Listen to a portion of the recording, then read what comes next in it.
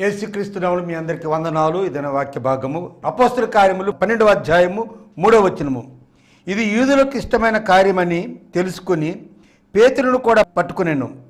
ఆ దినము పులియని రొట్టెల పండుగ దినములు.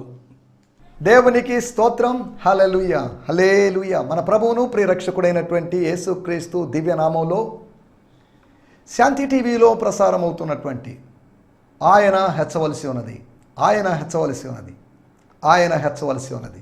హీ మస్ట్ ఇంక్రీజ్ అనేటువంటి అనుదిన ఆత్మీయ కార్యక్రమ వీక్షకులైన ఆత్మీయ బంధువులైన మీ అందరికీ నా హృదయపు లోతులో నుంచి ప్రత్యేకమైన వందనాలు తెలియజేస్తూ, ఇప్పటి వరకు మీరు ఆదరిస్తున్న విధానాన్ని బట్టి, మీరు ప్రోత్సహిస్తున్న విధానాన్ని బట్టి, మీరు ప్రార్థిస్తున్న విధానాన్ని బట్టి నేను దేవుని నామాన్ని మహింపరుస్తూ, మీ సహాయ సహకారాలు రాబోయే రోజుల్లో ఇంకా అధికంగా ఉండాలని కోరుకుంటున్నాను. అపోస్తల కార్యములు ధ్యానాల్లో ఉన్నాం కాబట్టి ధ్యానాల ద్వారా మనం దీవించబడాలి. ఇందులో మరుగైనటి సత్యాలను దేవుడు మనకు బయలుపరచాలి. సంఘ చరిత్ర 21వ శతాబ్దంలో ఉన్నటువంటి సంఘం గత 19-20 శతాబ్దాల్లో జరుగుతున్న స్టోరీ మొత్తాన్ని మనం మాట్లాడుకోవడం లేదు, కానీ మొదటి శతాబ్దంలో ఇంచుమించు ఒక 60 సంవత్సరాల కాలం, 50-60 సంవత్సరాల కాలంలో జరిగిన చరిత్ర యొక్క వివరణ డాక్టర్ లూకా గారు రాసిన వివరణలో నుంచి ఆయనకు దేవుడు ఏమైతే చెప్పమని చెప్పాడో, లేదా తెలియజేయమని చెప్పాడో, ప్రేరేపించాడో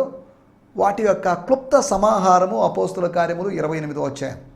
ఇంచుమించు సుమారు 50 సంవత్సరాల స్టోరీని 28 అధ్యాయాల్లో కుదించి చెప్పడం అనేది కొద్ది కష్టతరమైన పనే. అయినప్పటికీ కూడా పౌలు యొక్క మిషనరీ ప్రయాణాల దృష్ట్యా, జరిగిన సేవ దృష్ట్యా మనం అపోస్తల కార్యాన్ని ఆలోచిస్తున్నాం. అపోస్తల కార్యములో సంఘ స్థాపన, సంఘ విస్తరణ, సంఘానికి వచ్చినటువంటి శ్రమల గురించి మనం అధ్యయనం చేయగలం.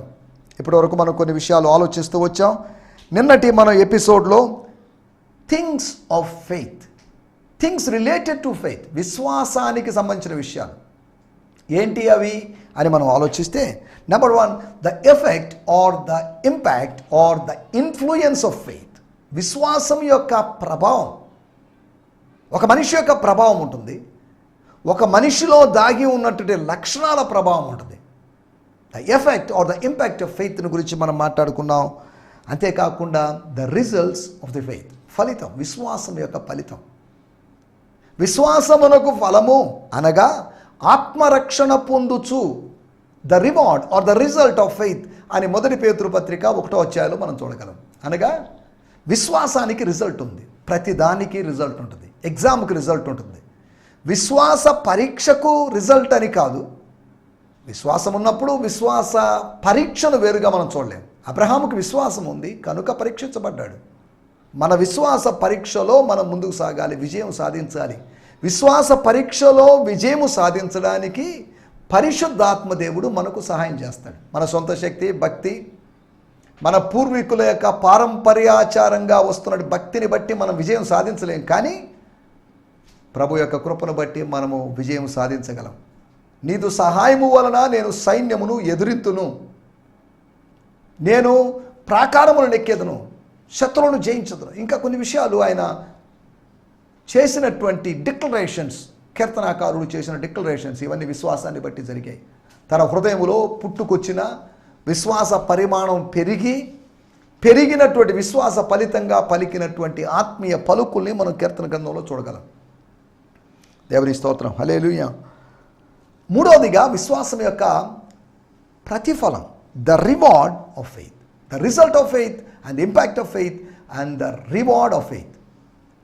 అనగా విశ్వాసం యొక్క జీతం, పాపం వలన వచ్చు జీతము మరణం, విశ్వాసం వలన వచ్చేటువంటి జీతం అనగా దేవుడు మనం విశ్వసించినప్పుడు మనల్ని ఏ విధంగా విశ్వాసాన్ని గణపరిచి, ఆ విశ్వాసాన్ని బట్టి మనల్ని ఎలా గణపరుస్తాడు. ప్రతి వానికి ఇవ్వడానికి వానికి తగిన, రావలసిన, వాడు పొందవలసిన జీతం నా దగ్గర ఉంది. దేవుడు జీతం తీసుకొని వస్తాడు, ఒక యజమానుల్లాగా, ఒక మేనేజర్ లాగా. మనకు కావలసిన ధనాన్ని మొత్తం ఆయన తీసుకొని పంచడానికి, మనకు కావలసిన దేనారాలు పంచడానికి ఆయన మన కోసం వస్తాడు. ఆయన రెండవ రాకడ యొక్క ఉద్దేశం అది, ప్రతిఫలము ఇవ్వడానికి. మలయాళంలో ఒక చక్కటి పాట ఉంది, ప్రతిఫలం తందీడువాన్ యేసురాజన్ వందిడును అని. అనగా ప్రతిఫలం ఇవ్వడానికి యేసు అనే రాజు రాబోతున్నాడు. ఆయన రాజుగాను యజమానుడుగాను ఆయన రాబోతున్నాడు. ఆయన ప్రతిఫలం ఇవ్వడానికి మనకు వస్తాడనే సంగతిని మనం నిన్నటి ఎపిసోడ్లో మనం ఆలోచించాం. 4వ విషయం, విశ్వాసం యొక్క పరిచర్య, the ministry or the service of faith or the work of faith. విశ్వాసము యొక్క వారు పరిచర్యను నెరవేర్చారు, ముగించారు, వచ్చారని రాయబడింది. It's by faith. విశ్వాసం ద్వారా మనం ఆరంభించవచ్చు, అలాగే విశ్వాసం ద్వారా మనం ముగిస్తాం. అనగా ఆత్మానుసారంగా ఆరంభించి శరీరానుసారంగా కాదు, అవిశ్వాసానుసారంగా కాదు, ఆత్మానుసారంగా మనం ముగించగలము. విశ్వాసమునకు కర్త వైపు చూస్తున్న కొలది మనం విశ్వాసంతో ఆరంభిస్తూ, విశ్వాసంతో కొనసాగుతూ, విశ్వాసంతో ముగిస్తాం. అందుకనే వెలిచూపు వలన కాదు, విశ్వాసం వలన జీవిస్తాం. We are not living by sight, outward appearance, but we live by faith అని దేవుని వాక్యంలో రాయబడింది. దేవుని స్తోత్రం, హల్లెలూయా. ఈ సమయంలో రండి మనం దేవుని వాక్యాన్ని ధ్యానించుకుందాం. మరొక పర్యాయం మీకు జ్ఞాపకం చేస్తున్నాను, ఈ కార్యక్రమం ఎవరైనా మొట్టమొదటిసారిగా చూస్తున్నట్లయితే వారికి ఆహ్వానం పలుకుతున్నాం. We welcome you to the family, Shanti TV family are the family of he must increase. ఆయన హెచ్చవలసినది అనేటువంటి ఆత్మీయ కుటుంబానికి మీకు స్వాగతం పలుకుతున్నాం. అంటే దీని అర్థం ఏదో అడాప్షనో ఏదో విధానం అని కాదు, ఏదో మెంబర్స్గా మార్చి ఏదో క్లబ్లో చేర్చుకొని మిమ్మల్ని డబ్బులు కట్టించే కార్యక్రమం కాదు ఇది. You become a partner, faith partner. అనగా మీరు ఈ పరిచర్యను ముందుకు తీసుకొని పోవడంలో ఆత్మీయ భాగస్వామి అవుతారు అని దాని అర్థం. మీరు మా కొరకు ప్రార్థించండి, మేము మీ కొరకు ప్రార్థించడానికి సిద్ధంగా ఉన్నాం. మీ ప్రార్థనా మనవులు పంపించండి. నా 2 వాట్సాప్ నంబర్లు ఉన్నాయి. శాంతి టీవీ నెల్లూరు అనేటువంటి ఛానల్ మీరు యూట్యూబ్ ఛానల్ సబ్స్క్రైబ్ చేసుకోండి. జిఎంసి సంతోష్ నెల్లూరు అనేటువంటి ఛానల్ సబ్స్క్రైబ్ చేసుకోండి. ఫేస్బుక్లో నుంచి దేవుని కృపను బట్టి నేను ఇచ్చేటువంటి సందేశాలు అందుబాటులో ఉన్నాయి. ప్రతి ఆదివారం నేను ఇచ్చేటువంటి సందేశాలు హీ మస్ట్ ఇంక్రీజ్ అనేటువంటి ఐడికి మీరు వెళ్ళి ఫ్రెండ్ రిక్వెస్ట్ పంపించినట్లయితే, లేకపోతే ఐడి ఆ వాల్లో మీకు కావాల్సిన లింక్స్ ఉంటాయి. గత ఆదివారాల యొక్క లింక్స్ ఇవన్నీ అందుబాటులో ఉంటాయి. మీరు వాటిలోంచి దైవికమైన సందేశాలు మీరు వినొచ్చు. దేవుని స్తోత్రం. కాబట్టి ఏ విధం చేతనైనను దేవుని వాక్యాన్ని మ్యాక్సిమం వర్డ్ ఆఫ్ గాడ్ని మీకు అందించాలనేది మా యొక్క ప్రణాళిక. దేవుని స్తోత్రం. దాంట్లో భాగంగా శాంతి టీవీ ద్వారా, యూట్యూబ్ ద్వారా లైవ్గా అనగా సండే సర్వీసెస్లోనూ అక్కడక్కడ నేను మెసేజ్ ఇస్తూ వస్తున్నాను. దేవుడు నన్ను వాడుకుంటున్నాడు అని నేను గర్వంగా చెప్పడం లేదు, కానీ అది ప్రభు కృపను బట్టి జరుగుతున్న కార్యం కనుక దేవుడు ఇంకనూ వాడుకోవాలి. మీరందరూ ప్రార్థిస్తున్నారు, మీలో అనేకులు ప్రార్థిస్తున్నారు. దాని ఫలితంగా దేవుని చేత వాడబడుతున్నాం. ఒక గాడిదను దేవుడు వాడుకున్నాడు, అలాగైతే గాడిద కన్నా శ్రేష్ఠులుగా ఎంచబడిన మానవుల్ని దేవుడు ఖచ్చితంగా వాడుకుంటాడు. ఈ సమయంలో రండి మనం దేవుని వాక్యాన్ని ధ్యానించుకుందాం. మీ ప్రార్థనా విషయాలు తప్పక మాకు పంపించండి. ఒకవేళ మీరు యూట్యూబ్లో చూసేవాళ్ళైతే మీ కామెంట్ సెక్షన్లో మీరు కామెంట్స్ పెట్టచ్చు. యూట్యూబ్ కాకుండా మీరు డైరెక్ట్ టీవీ సెట్లోంచి మీరు చూస్తున్నట్లయితే దయచేసి జ్ఞాపకం చేసుకోండి, SMS ద్వారా మీ ప్రేయర్ రిక్వెస్ట్లు పంపచ్చు, లేకపోతే కాల్ చేసి మీరు తెలియజేయచ్చు, లేకపోతే ఆడియో మెసేజ్ ద్వారా. ఇలా డిఫరెంట్ మెథడ్స్ ద్వారా మీరు నన్ను అప్రోచ్ చేయొచ్చు. దేవుని సేవకునిగా మీతో కమ్యూనికేట్ చేయడానికి నేను ఎల్లప్పుడూ సిద్ధంగా ఉన్నాను. మీ పర్సనల్ విషయాలన్నీ డేటా అంతా చోరీ చేయడమో, లేకపోతే మిమ్మల్ని ఒక చర్చిలోంచి మరొక చర్చిలోకి మా దగ్గరికి నడిపించడం అనేది నా యొక్క ఉద్దేశం కాదు. మన స్నేహం ద్వారా పరస్పర ఆత్మీయ అభివృద్ధిలో మనం ముందుకు సాగాలనేదే నా యొక్క ఉద్దేశం. ఈ కార్యక్రమం ఎప్పుడు ఒకరిని స్థానిక సంఘాన్ని అభివృద్ధి చేసుకోవడానికి, దాన్ని ఎక్స్పాండ్ చేసుకోవడానికి, వేరే సంఘ సభ్యులైన వారిని పిలుచుకోవడానికి కానే కాదు. కనుక మా కొరకు ప్రార్థించండి, మీ కొరకు ప్రార్థిస్తున్నాం. ఈ సమయంలో దేవుని పరిశుద్ధ గ్రంథము నుండి అపోస్తుల కార్యములు 12వ అధ్యాయము 3వ వచనం, book of Acts 12th chapter verse 3. ఇష్టమైన కార్యమును తెలుసుకొని, ఇది యూదులకు ఇష్టమైన కార్యమని తెలుసుకొని పేతురును కూడా పట్టుకొనెను. దేవుని స్తోత్రం. ఆ దినములో పులియని రొట్టెల పండుగ దినములు 3-4 కలిసి ఉన్నాయి ఇంగ్లీష్ బైబిల్లో. When Herod realised how much this pleased the Jewish leaders, he had Peter arrested and thrown into prison during the feast of passover. ఇక్కడ రాయబడి ఫుట్ నోట్స్లో, these events most likely took place in AD 42 or 43, అనగా క్రీస్తు శకం 42లో కానీ 43లో జరిగినటువంటి సంఘటనలు అని కాస్త వివరణ ఇవ్వబడింది. When Herod realised how much, అనగా యాకోబును చంపించడం అనేది యాకోబును చంపడం యూదులలో కలవరం రేపుతుంది, సమస్యను పుట్టిస్తుంది అని అనుకున్నాడు. కానీ అది వాళ్ళకి సంతోషాన్ని కలుగజేసింది. చూడండి, అందుకని ఆయన ఏమని ఫీల్ అయ్యాడు, when Herod realise how much this please the Jewish leaders. ఇది యూదులకు ఇష్టమైన కార్యము. కానీ ఇక్కడ రాయబడింది యూదా నాయకులకు ఇష్టమైన కార్యం, అనగా యూదా మత నాయకులకి, యూదా మత పెద్దలకు ఇష్టమైనటువంటి కార్యం. He had Peter arrested and thrown into prison during the feast of pass over. వాళ్ళ పండగ సమయంలో పేతురు పస్కా పండగ ఆచరించకుండా, పేతురు యూదుడే కదా, పేతురు ఆచరించడానికి వీల్లేదు ఆ పండగ. పేతురు ఆచరిస్తే ఆయన ఆధారంగా చేసుకొని ఇంకా అనేకులు ఆచరించేటువంటి అవకాశం ఉంది. కానీ పేతురు పస్కా పండుగ ఆచరించే అవకాశం లేదు. ఆయన యేసు యొక్క అనుచరుడుగా, శిష్యుడిగా మారాడు అనే సత్యాన్ని ఆయన గ్రహించలేకపోయాడు. చదువుదాం, వాడుక భాషలో కూడా చదువుదాం. 12వ అధ్యాయము. ఈ సంఘటనకు యూదులు ఆనందించారు. ఇది గమనించి అతడు పేతురును కూడా బంధించాలని వెళ్ళాడు. దేవుని సంఘటన యూదులు పొలిన రొట్టెలు అనే తినే పండుగ స్తోత్రం రోజులలో సంభవించింది. Then when he saw that it made the Jews happy, he went on to arrest Peter also. And this took place during the days of unleavened bread. అనగా హేరోదు అనేటువంటి ఆయన పేతురు ఆయన్ని అరెస్ట్ చేయడం అనేది ఇట్స్ నాట్ ఎ పారబుల్. అది ఉపమానం కాదు, అది కట్టుకథ కాదు. ఏం కట్టుకథ కాకపోతే ఏంటి అంటారేమో. That's a real incident. అది నిజంగా జరిగిన యథార్థ సంఘటన. మీకు ఎలా తెలుసండి అంటారేమో. నేను దా చెప్పాను, AD 42 or 43. ప్రాముఖ్యంగా యూదుల యొక్క పస్కా పండగ సమయంలో జరిగింది. అనగా ఈ ఇన్సిడెంట్కి ఏదో చారిత్రాత్మకత ఉంది. బైబిల్లో విషయాలకు చారిత్రాత్మకత ఉంది.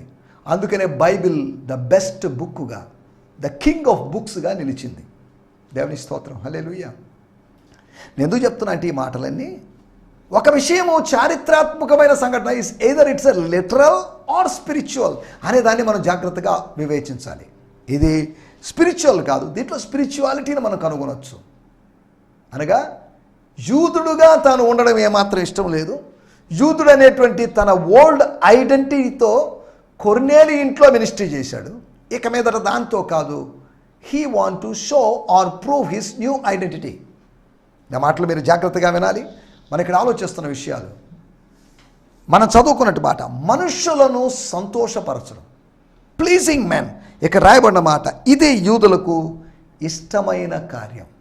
అనగా యూదుల యొక్క నాడీని తెలుసుకున్నాడు, యూదుల యొక్క మంచి చెడు, వాళ్ళ యొక్క సైకాలజీ తెలుసుకున్నాడు. యూదుల సైకాలజీ ఏంటి అని మీరు అడగొద్దు, మీకు అర్థం కావడానికి చెప్తున్నాను. వాళ్ళ నాడీ, వాళ్ళ సైకాలజీ అంటున్నప్పుడు ఆ పబ్లిక్ ఒపీనియన్ని, లీడర్స్ యొక్క ఒపీనియన్, ఒకవేళ యాకోబును చంపించారంటే సానుభూతి ఏమన్నా ఉందేమో, అటువంటి సానుభూతి తమ ప్రభుత్వానికి వ్యతిరేకంగా ఉంటుందేమో, తమ ప్రభుత్వ గ్రాఫ్ తగ్గిపోయిందేమో చెక్ చేసుకుంటూ హేరోదు చేసినటువంటి ఇంకొక ఇన్సిడెంట్, పేతురును పట్టుకుని బంధించాడు. Why Peter? ఎందుకు పేతురును బంధించాడు? పేతురును బంధిస్తే ఈ ఉద్యమాన్ని నీరుగార్చు, దీన్ని చల్లార్చవచ్చు, దీన్ని డౌన్ చేయొచ్చు, దీన్ని ఎక్స్టింగ్విష్ చేయొచ్చు, దీన్ని అంతం చేయొచ్చు అనేది హేరోదు యొక్క ప్లాన్.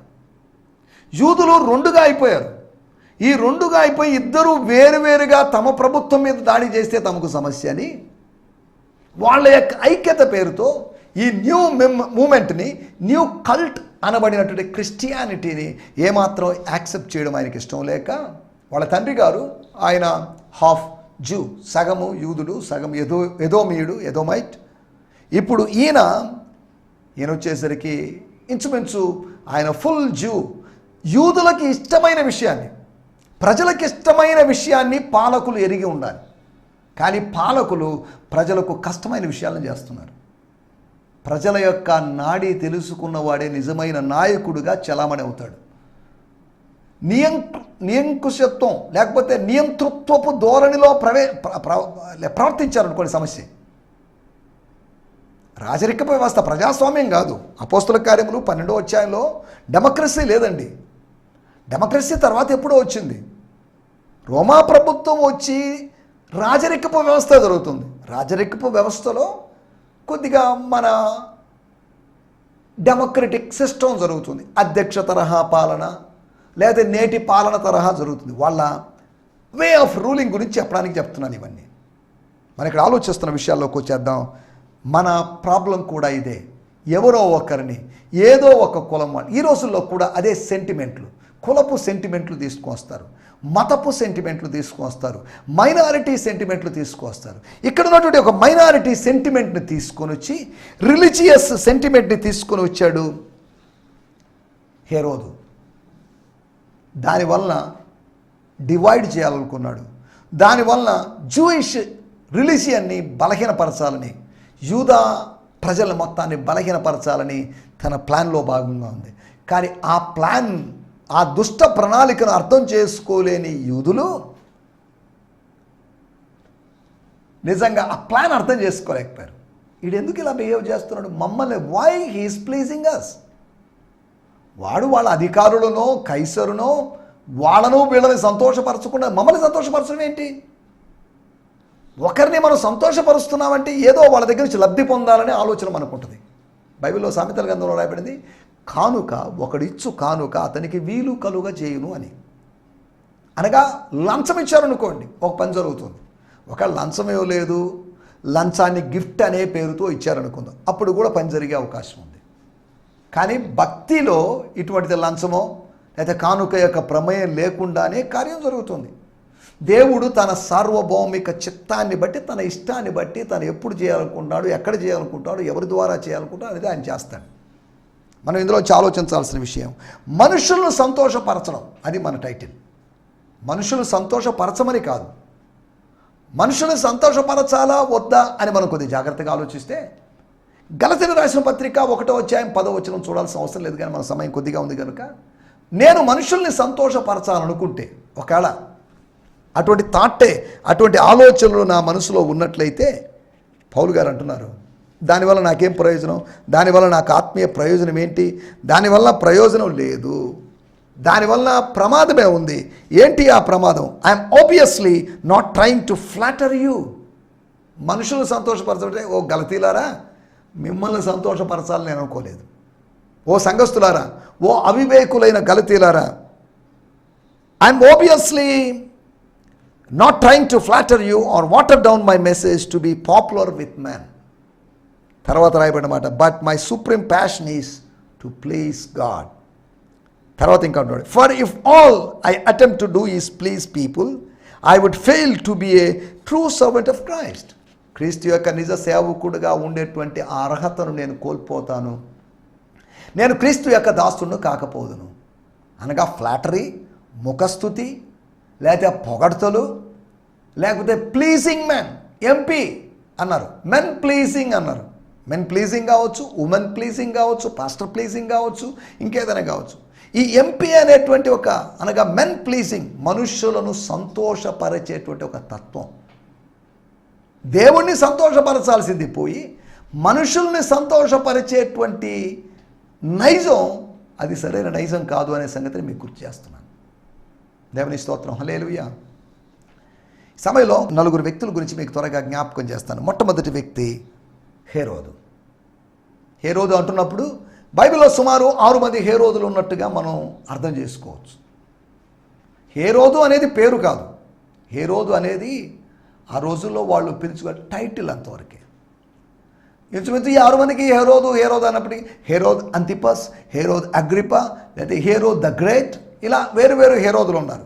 ఫరో అన్నారు. ఫరో అంటే అది ఒకరి పేరు కాదు, దాంట్లో మళ్ళీ రామ్సెస్ 1, రామ్సెస్ 2, ఇలా వేరు వేరు పేర్లు ఉంటాయి. నేను ఎందుకు చెప్తున్నానంటే, జార్స్ అని రష్యన్ చక్రవర్తులను పిలిచినట్టుగా, లేకపోతే వేరువేరు పేర్లతో ఆయా దేశపు నాయకులు పిలువబడినట్లుగా హేరోద్ అని పిలువబడి, హేరోద్ అనేటువంటి ఇక్కడ చెప్పబడిన మనిషి చూడండి, అతను మెన్ ప్లీజర్గా మారాడు. అలాగని మనుషులను సంతోషపరచడం కాకుండా మనుషులు సంతాపపరచమని కాదు నా సందేశం. దేవుడి వాక్యం మనకిస్తున్న సందేశం వాళ్ళ ఫీలింగ్స్తో ఆడుకోవడం కాదు, సంతోషపరచడము సంతాపపరచడం అని కాదు.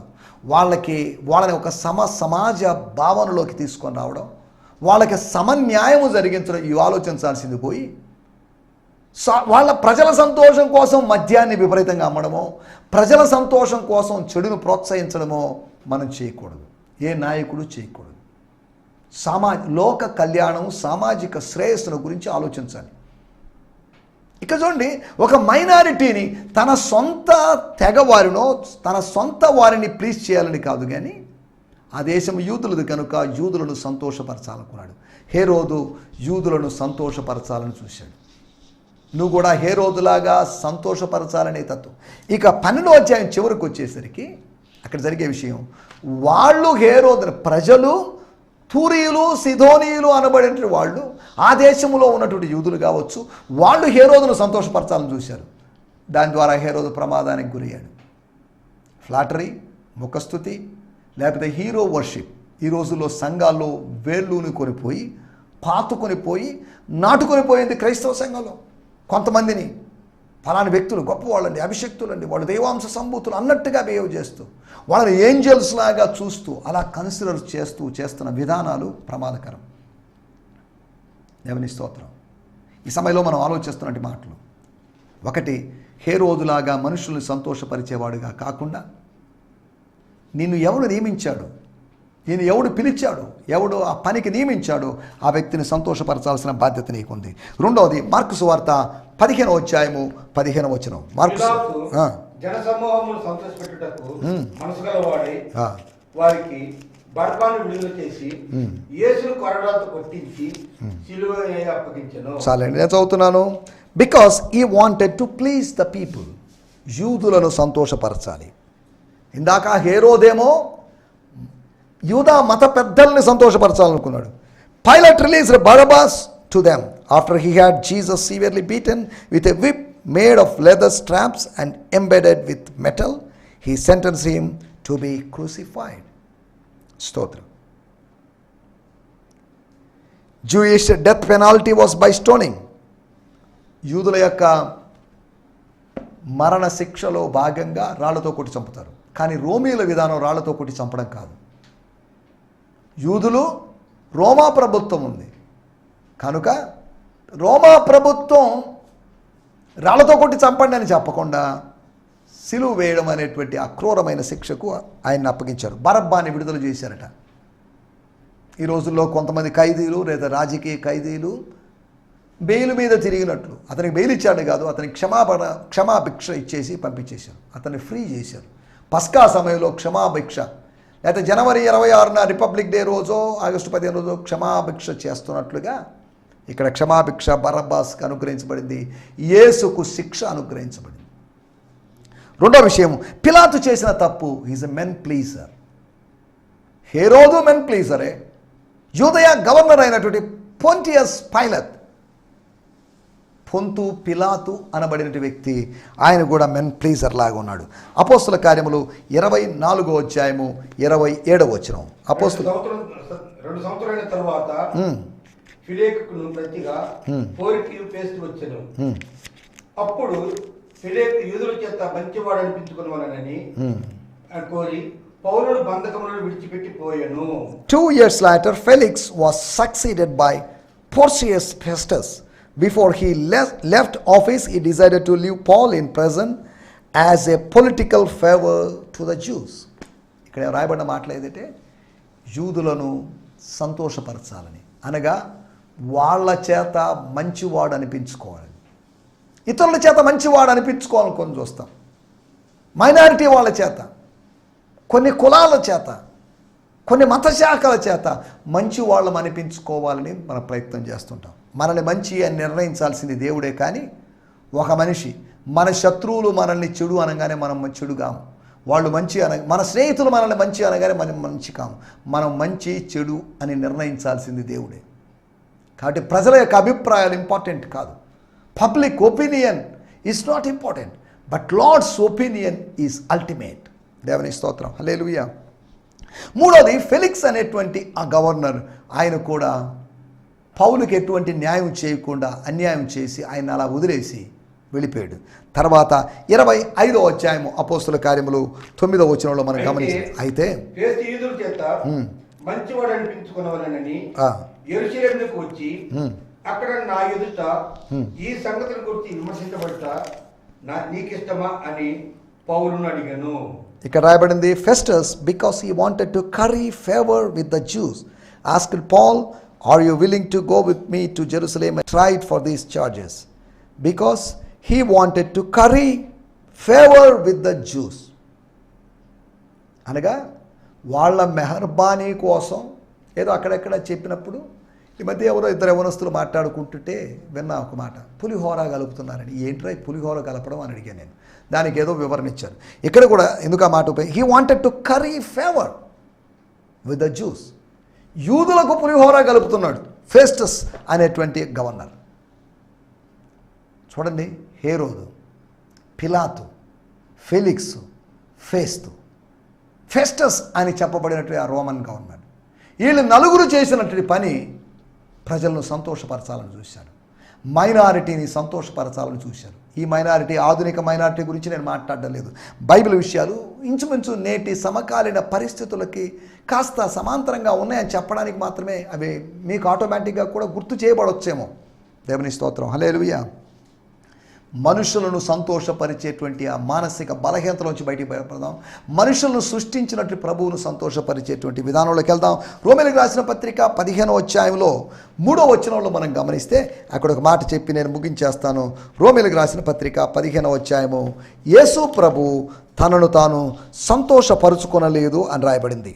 ఫర్ నాట్ తను సంతోషపరచుకోలేదు కానీ నిన్ను నిందించిన వాడిని చాలండి. The anointed one lived to please himself, for not even his life fulfil the scriptures.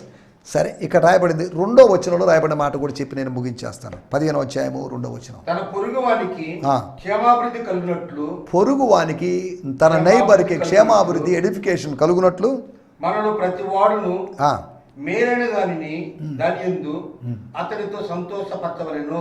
మేలైన దాని యందు అతనిని సంతోషపరచాలి.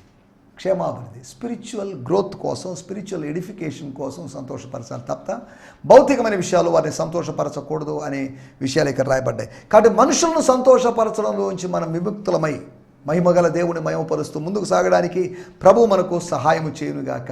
ఆమేన్, హల్లెలూయా, హల్లెలూయా. మీ అందరికీ వందనాలు. సందేశము మీకు ఆశీర్వాదకరంగా ఉందని నమ్ముచున్నాము. ప్రార్థనా అవసరతల కొరకు మమ్మల్ని సంప్రదించవలసిన మా చిరునామా గిద్యోన్ మిషన్ చర్చ్, 6వ వీధి, శాంతినగర్, నెల్లూరు 4, ఆంధ్రప్రదేశ్. పిన్ 524004. మా ఫోన్ నంబర్లు 7036443613 మరి ఒక నంబర్ 9392293010. మా ఈమెయిల్ ఐడి gfihmi2015@gmail.com. దేవుడు మిమ్మును ఆశీర్వదించునుగాక. ఆమేన్.